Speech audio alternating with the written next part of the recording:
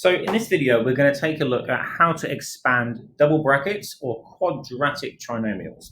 Now, although many people will use the FOIL method, and that is absolutely fine, there's millions of videos out there, I'm going to be using a table for every one of these, because no matter what the complexity, a table is always going to work, and it's always going to be easy to understand. So we're going to draw this table by writing one of the brackets along the top and the other along the bottom.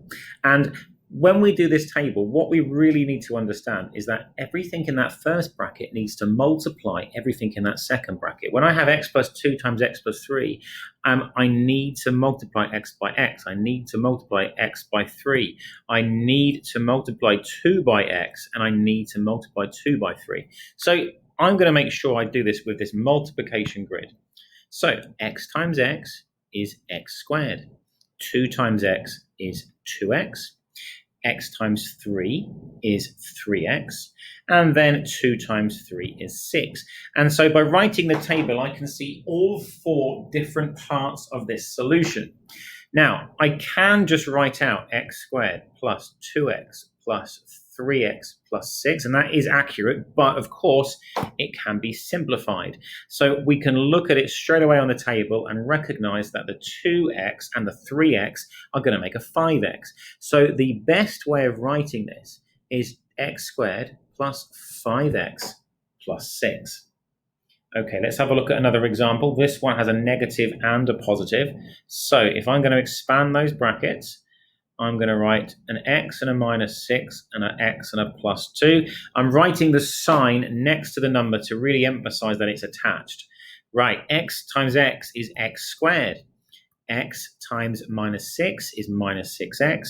X times 2 is 2x. And 2 times minus 6 is minus 12. Okay, now from there, let's collect this up, and you can see that these two parts there can be brought together. Our answer is going to be x squared minus 4x minus 12.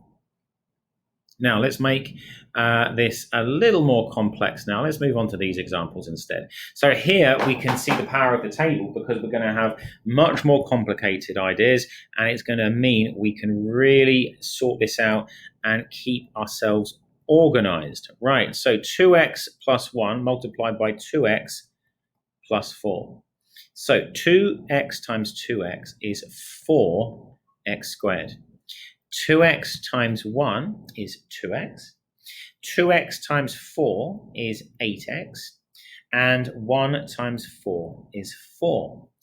This means our final answer is 4x squared plus 10x, because the 2x and the 8x together, plus 4.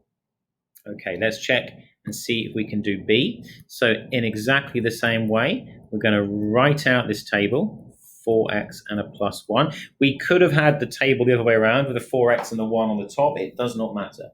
Right, 3x times 4x is 12x squared. 4x times 1 is 4x. 3x times 1 is 3x, and 1 times 1 is 1.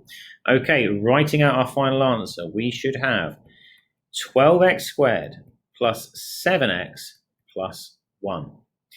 Okay, now, final example, just be careful of double brackets that look like this, because many people are just going to write 16x squared minus 9 or plus 9, and that is absolutely wrong, because what this means is 4x minus 3 times itself. So another 4x minus 3. That number there is an exponent. It means multiplied by itself. So it's a double bracket just like always. So if I'm doing this, I need to write it out again. We're going to have 16x squared minus 12x minus 12x and a positive 9, because minus times a minus is a plus.